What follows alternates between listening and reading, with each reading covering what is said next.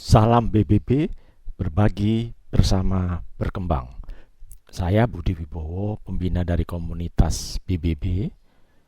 Pada tanggal 25 Oktober 2020 yang lalu, kami pengurus BBB Indonesia bekerja sama dengan PT Krista Media Pratama menyelenggarakan webinar yang berjudul Ekspor Eceran UKM Naik Kelas.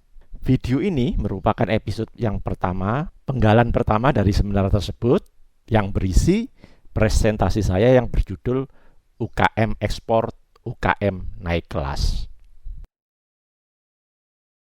Jadi belajar dari kesalahan kita perbaiki. Nah, kita akan belajar dengan pakarnya. Pak Budi juga Ketua Umum dari Asosiasi Pengusaha Pengolahan Pemasaran Produk Perikanan. Dan juga di hadapan kita ada Bapak Bagus Wahyu Perdana sebagai Chief Executive Officer Pasar Induk Online Indonesia. Dan juga ada Bapak Wahyu Prihantono, Master Agent Shipper.id, East Java.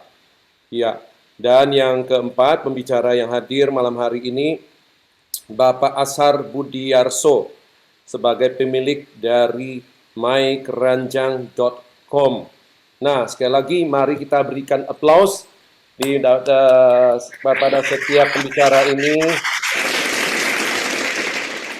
Jadi UKM jangan kita hanya tinggal di tempat yang sama terus dari tahun ke tahun, 5 tahun, 6 tahun, 10 tahun. Tapi kita mau belajar, memang tidak mudah, tapi sesuatu yang sulit bukan berarti tidak mungkin. Ya, karena setiap negara mempunyai kriteria berbeda-beda. Kalau kita mau ekspor ke pasar China, pasti beda kriterianya ekspor ke Jepang. Tetapi pada dasarnya dia punya kriteria yang basic bahwa kita harus memenuhi persyaratan seperti mungkin ya nanti kita akan tanya terdaftar di PRRT ataupun Badan POM di negara kita Indonesia. Nah, sekali lagi kami persilakan mungkin mulai dari Pak Budi ya Pak ya. Betul Pak, saya dulu. Ya, silakan Pak. Ya, terima kasih. Selamat malam.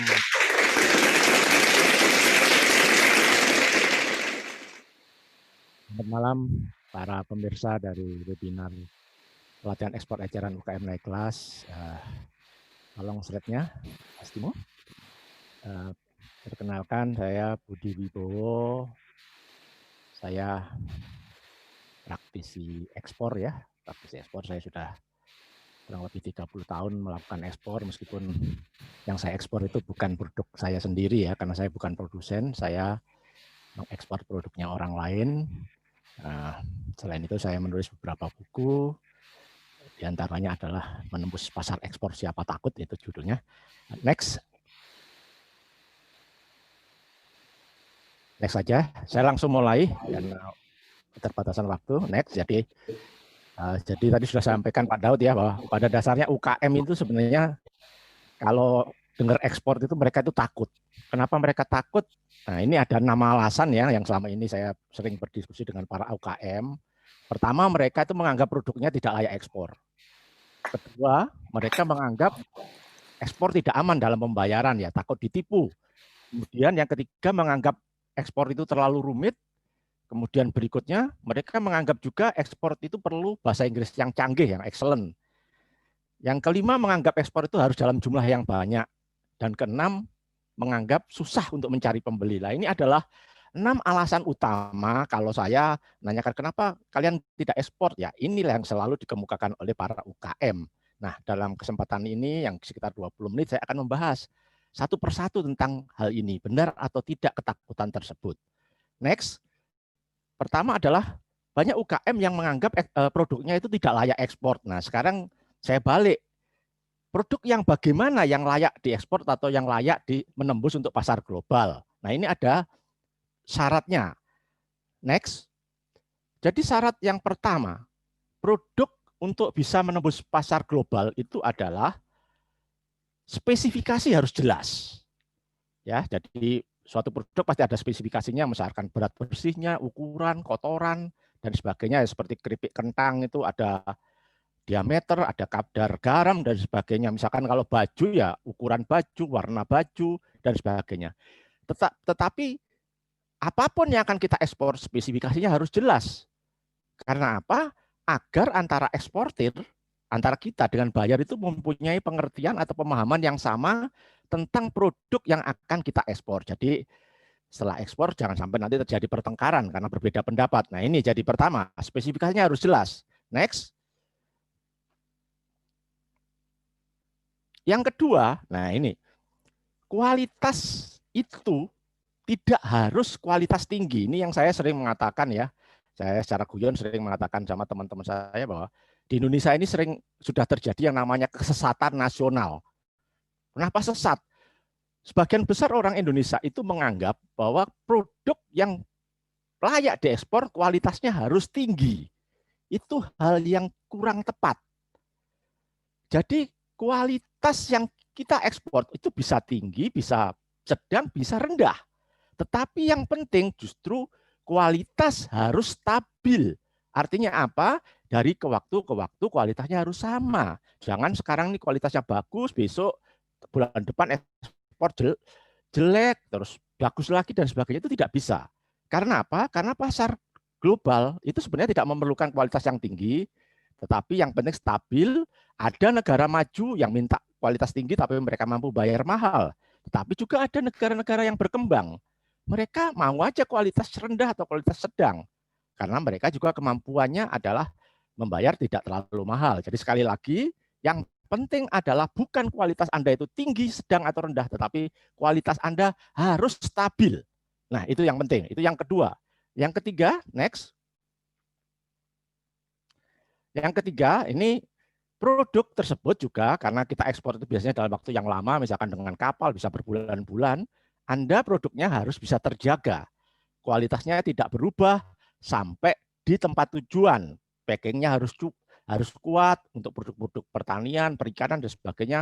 Kadang-kadang perlu diangkut dengan pendingin dan sebagainya. Jadi sekali lagi produk tersebut harus bisa tetap sama kualitasnya sampai di tempat tujuan. Itu yang ketiga. Yang keempat, next. Yang keempat adalah bisa memenuhi kebutuhan pasar secara kontinu. Nah, ini saya sampaikan di sini para dirinya semua bahwa yang dinamakan kontinu ini tidak harus banyak, tetapi stabil. Dalam arti kita mampu, misalkan kita mampunya ya 1 bulan 100 kilo ya nggak apa-apa 100 kilo. Jangan bulan ini 100 kilo, bulan depan cuma 10 kilo, bulan depannya lagi 1 ton. Nah, itu yang tidak dibutuhkan, tidak disukai oleh pembeli. Pembeli maunya kita bisa suplai secara kontinu dengan kuantitas tertentu. Jadi kita harus bisa suplai. Tidak harus banyak. Sesuaikan dengan kemampuan Anda. Anda mampu berapa? Nah, itu suplai secara kontinu ke pasar. Itu yang keempat. Next. Kelima, syarat produk untuk bisa masuk pasar global adalah mempunyai sertifikasi yang dibutuhkan oleh pembeli. Nah, ini kadang-kadang memang UKM akan mengalami kesulitan karena ada sertifikasi memang berbiaya tinggi atau kita memang nggak bisa mencapai hal tersebut. Tapi perlu Anda ingat bahwa kalau Anda belum punya sertifikasi, Anda bisa mencari buyer atau pasar yang tidak membutuhkan sertifikasi. Tidak semua pasar itu perlu sertifikasi. Carilah yang tidak punya sertifikasi. Kalau Anda sudah punya sertifikasi, ya alhamdulillah kita bisa mencari pasar yang lebih besar. Next. Jadi coba perhatikan nomor 1 sampai 5 produk yang layak diekspor dalam menembus pasar global 1 sampai 5. Pertanyaan saya, apakah itu harus produksi industri besar? Ya jawabannya tidak. UKM pun juga sangat bisa. Mungkin yang nomor 5 agak kesulitan, tapi nggak masalah. Carilah pasar yang tidak perlu sertifikasi. Jadi sekali lagi, Anda sebagai UKM produknya kalau bisa memenuhi kriteria 1 sampai 5, maka produk Anda bisa dikatakan sudah layak ekspor. Next. Oke, jadi ini salah beberapa contoh aja. Ini tas kulit dari Sidoarjo yang pernah saya ekspor ke Australia. Next. Ini batik Madura ya, dari UKM di Madura, sudah diekspor ke UK, ke Singapura, ke Malaysia, ke Nigeria. Kalau nggak salah ini namanya batik kentongan ya, dari Madura. Next. Ini songkok Madura. Songkok Gus Dur ini sudah dikirim, pernah dikirim ke Malaysia dan ke Arab Saudi dari anggota PBB di Madura sana. Next. Ini MOOC ya, MOOC dari Blitar, pernah dikirim ke Korea dan ke Taiwan. Next. Ini pastel Blitar, dari Blitar pernah dikirim ke Hong Kong. Next, oleh UKM di Blitar. Next, ini UKM PBB yang dari Kediri telah mengirim ke Hong Kong dan ke Taiwan ya, King Crush, jamur crispy, pari crispy, dan beberapa keripik lainnya. Next. Ini sambal ya, sambal lik-lik dari Gresik, sudah pernah dikirim ke Hong Kong dan Uni Emirat Arab. Next. Ini sambal pecel dari Madiun, Mbak Maklis ya, sudah dikirim ke Kanada, Jepang, Malaysia. Coba diperhatikan packingnya pakai dua bahasa, ada bahasa Indonesia dan ada bahasa Inggrisnya, sehingga pembeli asing bisa paham tentang produk tadi. Next. Nah, jadi itu tadi contohnya produk-produk yang sudah bisa atau sudah pernah dikirim ke luar negeri dan syaratnya seperti apa sudah saya sampaikan. Nah, sekarang saya akan membahas ke yang kedua, kekhawatiran kedua, menganggap ekspor tidak aman dalam pembayaran. Next. Khawatir ketipu karena sering sekali UKM itu, wah kalau ekspor nanti ditipu dan lain sebagainya ya, banyak teman yang ketipu. Nah, pengalaman saya pribadi, para hadirin semua, saya justru berapa kali ketipu itu transaksi dalam negeri ya, bukan ekspor. Kalau ekspor relatif saya jarang sekali ketipu, bisa dikatakan nggak pernah ya. Nah, pembayaran dalam ekspor itu, pembayaran untuk ekspor itu bisa sangat aman, misalkan pakai LC at site atau yang lainnya, banyak sekali cara pembayaran. Tetapi yang paling penting dalam hal ini yang perlu saya sampaikan pada Anda semua, bahwa sebenarnya dalam transaksi ekspor impor yang paling berisiko itu adalah importir, bukan eksportir. Mungkin Anda sudah pernah dengar ya, teman Anda import dari Cina ya, apa aksesoris handphone misalkan, ternyata barangnya jelek. Berarti yang risiko siapa? Importir, bukan eksportir. Karena sudah sangat lazim dalam transaksi ekspor impor bahwa jangan dikirim atau produk atau barang Anda tidak dikirim sebelum yakin dibayar, sebelum yakin pembayarannya aman. Ini suatu yang lazim. Jadi bisa dikatakan bahwa ekspor itu sebenarnya sangat aman dalam pembayarannya. Asalkan tadi seperti yang saya katakan, jangan dikirim produk Anda sebelum yakin pembayarannya aman. Kalau sudah yakin, oke silahkan dikirim. Next. Nah, jadi aman ya pembayarannya. Sekarang kita anggap yang ketiga, prosedur ekspor terlalu rumit. Nah, ayo kita bahas. Benar nggak prosedur ekspor terlalu rumit? Ini prosedur ekspor seperti ini ya. Memang kelihatannya rumit sekali ya. Next saja. Apalagi ini dalam bahasa Inggris ini ada 1 sampai 13 ini yang perlu dilakukan dalam untuk ekspor. Nah, tapi jangan khawatir para hadirin semua. Anda sebagai penjual itu dari 1 sampai 13 ini, yang Anda lakukan itu cukup nomor 1, nomor 5, dan nomor 6. Yaitu apa? Koresponden, berhubungan dengan pembeli, diskusi, negosiasi, kontrak. Nomor 5 apa? Menyiapkan barang. Nomor 6 apa? Menghubungi perusahaan forwarding, EMKL, EMKU, ekspedisi-ekspedisi untuk mengirim barang Anda. Ya, nomor 2, 3, 4 itu urusan bank. Masalah LC dan sebagainya, kita nggak usah mikir. Nomor 7 dan selanjutnya tentang dokumen ekspor, kepabeanan di pelabuhan itu bagaimana ngurusnya, itu bukan urusan Anda. Itu adalah urusan dari forwarding. Jadi kita nggak usah mikir. Saya aja, para hadirin semua, saya sudah hampir 30 tahun ekspor. Kalau sekarang saya disuruh ngisi PEB, pemberitahuan ekspor barang, sampai sekarang pun saya tidak bisa. Karena memang saya tidak pernah belajar. Buat apa saya belajar? Yang bagi saya yang paling penting itu mencari buyer, mencari pembeli, dan membuat kontrak. Itu yang paling penting. Jadi yang lainnya itu ya kasihkan aja kepada EMKL, forwarding, kurir. Itu mereka yang akan ngurus. Anda sebagai pengusaha cukup melakukan mencari buyer, memproduksi barangnya, dan mengirimkan, menyerahkannya kepada perusahaan forwarding. Next. Jadi pada dasarnya prosedur ekspor itu tidak terlalu rumit. Next. Kemudian menganggap ekspor itu perlu bahasa Inggris yang excellent. Nah ini benar enggak? Nah ini saya kasih contoh ini. Kalau ini saya kalau saya pulang dari satu pameran, saya biasanya kirim email terus ini aja emailnya sederhana sekali. Nice to meet you. Hey Eva, nice to meet you. Senang ketemu kamu. We are eksportir. Kami eksportir apa dari Indonesia? I'm interested our product to you. Please advise you inquiry. Ya, bahasa Inggris saya juga pas-pasan, sangat pas-pasan. Ini sangat sederhana ya. Anak SMA aja saya kira paham tentang atau bisa membuat ini. Jadi tidak rumit. Nah, mungkin Anda berpikir jawabannya pasti rumit ya, canggih dari buyer. Coba next. Ini jawaban dari buyer. Hey Budi Wibowo, senang ketemu kamu. Terima kasih emailnya. Can you supply hoket rebon fish? Apakah kamu bisa menyuplai saya ikan layur? Sangat sederhana. Jadi sekali lagi bahasa Inggris dalam transaksi ekspor impor itu sebenarnya kalau untuk negosiasi itu sangat sederhana. Apalagi sekarang ada Google Translate. Jadi jangan dipermasalahkan lagi Anda nggak bisa bahasa Inggris. Next. Nah, berikutnya adalah menganggap ekspor harus dalam jumlah banyak. Next. Dalam kontainer. Nah, ini tidak tepat juga. Ekspor itu macam-macam. Selain dalam kontainer full, kontainer load, Anda bisa less container load atau LCL dalam jumlah di bawah satu kontainer. Nanti Mas Wahyu akan menjelaskan tentang ini. Saya mengirim tas kulit ke Australia pakai LCL ini. Ya, next. Atau lebih sedikit lagi juga bisa dalam 1 kilo, 2 kilo. Ya pakai apa ya? Kurir service, macam-macam. Nanti Mas Wahyu akan menjelaskan tentang ini. Jadi dalam jumlah sedikit pun juga bisa. Next.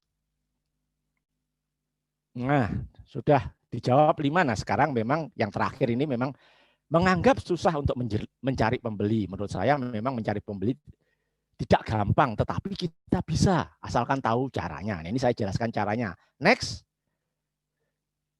Para hadirin semua, pemirsa, bahwa cara untuk mendapatkan pembeli berdasarkan pengalaman saya, ada 2 hal ya saat ini dengan kemajuan teknologi itu ada 2. Pertama adalah lewat pameran dagang internasional, expo ya. Kedua lewat internet atau online. 2 ini kita insya Allah akan dapat pembeli. Next. Jadi yang pertama lewat pameran dagang. Nah, pengalaman saya lebih dari 50% pembeli saya ini saya dapatkan dari pameran dagang ya. Nah, ini yang perlu saya tekankan pada Anda. Dalam pameran itu Anda bisa bertemu dengan buyer, tetapi tidak harus buyer. Anda juga bisa bertemu dengan perwakilan buyer, istilahnya representatif buyer. Perwakilan itu bisa perorangan atau bisa juga perusahaan. Atau yang ketiga, Anda juga bisa ketemu di pameran tadi dengan pedagang ekspor atau istilahnya trading company. Itu bisa perusahaan dan juga perorangan. Nah, dari ikut pameran-pameran dagang internasional itu, dengan ketemu dengan 3 ini, Anda insya Allah akan bisa melakukan ekspor. Next. Nah, ini contohnya komunitas BBB Berbagi Bersama Pengembang yang saya bina ini, kami selalu berusaha mengikuti pameran internasional semampu mungkin. Ini BBB di Eastwood tahun lalu. Next. BBB di Bali Interfood tahun lalu. Next. BBB di Sayal Interfood tahun yang lalu. Nah, ini kita bisa mendapat pembeli. Next. Nah, ini contohnya dari anggota kami yang ikut pameran ini, Osu, merek Osu dari kopi Osu di Blitar. Ini dari pameran akhirnya sekarang bisa dapat buyer di Ukraina dan di Singapura. Next. Kemudian dari pameran juga ada anggota kami dari Gresik ya, itu bisa terasiku bisa dapat pembeli dari Singapura, dari Malaysia, dan dari Abu Dhabi. Nah, ini kan lumayan ya, dari tiket pameran akhirnya dapat bayar ke luar negeri, bisa melakukan ekspor. Next. Nah, itu dari dengan exhibition ya, internasional. Nah, yang berikutnya yang kedua, selain exhibition adalah lewat online. Jadi yang perlu saya tekankan di sini, online itu selain 24 jam bisa Anda lakukan adalah jangkauan tanpa batas. Kalau Anda melakukan internet, kontak internet dengan apapun, tidak ada batas negara. Ini yang paling penting. Next. Nah, dengan online itu Anda bisa mencari kedutaan asing di Indonesia atau kamar dagang asing di Indonesia, kedutaan Indonesia di luar negeri, semua itu bisa dicari lewat Google ya. Itu dihubungi bisa dapat buyer. Nah, tapi saya akan membahas yang keempat dan kelima aja. Yang keempat adalah melalui yang namanya Indonesia Trade Promotion Center. Nah, kemudian yang kelima melalui berbagai medsos, web dan sebagainya. Next. Yang empat tadi, next. Ya, jadi melalui medsos, Instagram dan sebagainya Anda bisa dapat buyer. Next.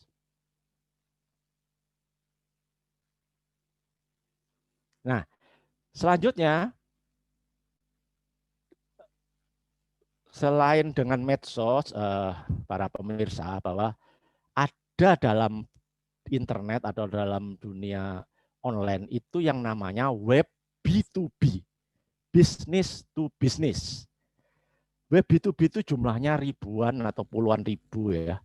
Web contohnya EC21.com, EC Plazanet, Trade.com, GoForward dan sebagainya.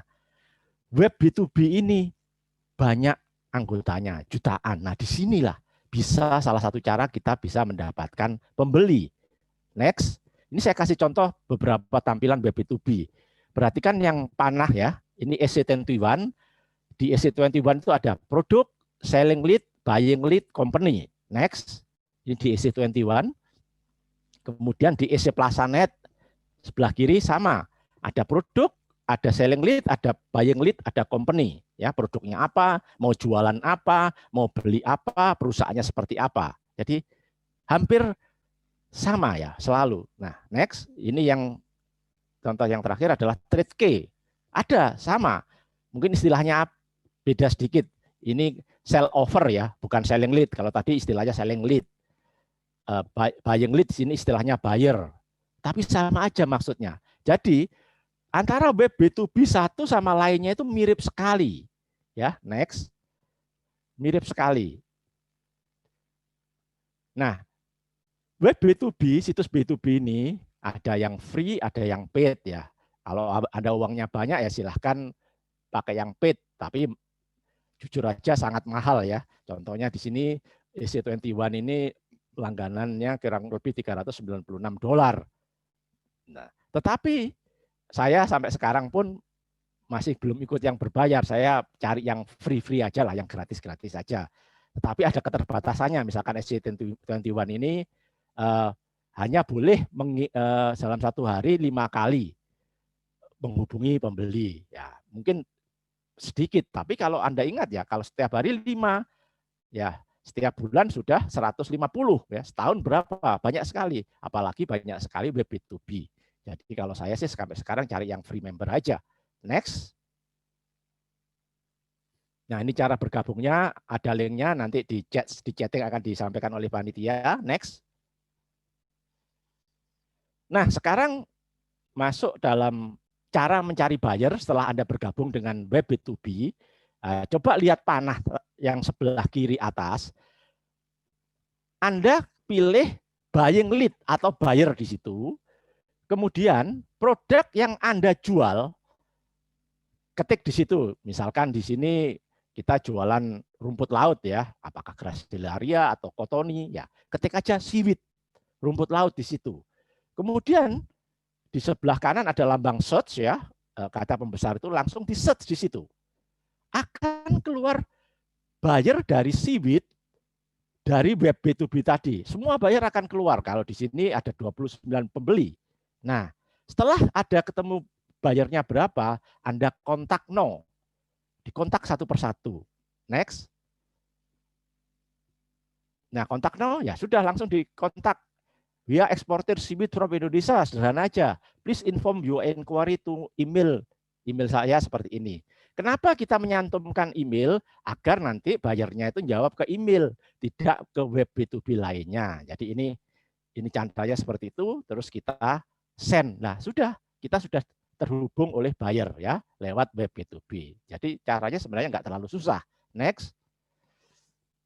Nah ini yang paling penting dari presentasi saya. Silahkan kalau mau difoto nanti kita share. Nah cara mencari buyer dengan Google itu bagaimana?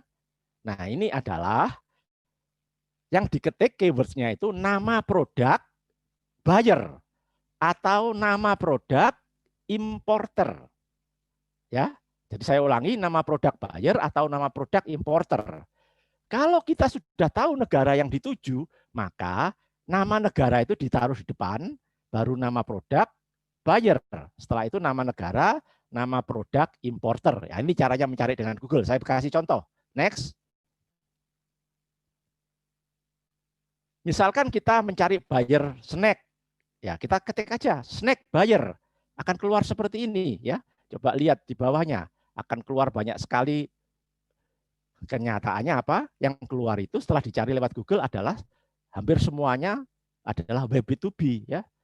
Go forward dan sebagainya itu web B2B semua. Next. Misalkan saya menjual apa? Menjual susu kambing. Nah, saya ketik good milk importer. Keluar seperti ini, web B2B semua isinya.